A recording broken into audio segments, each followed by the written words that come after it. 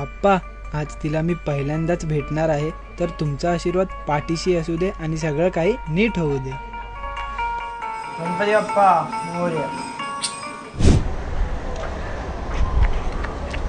हाय.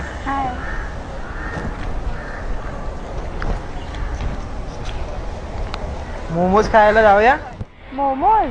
उकडीचे मोदक खायला जाऊया. ऋतुलयांग झाली दंग फिरली नजर खुल्या रानात आभाळान छत हे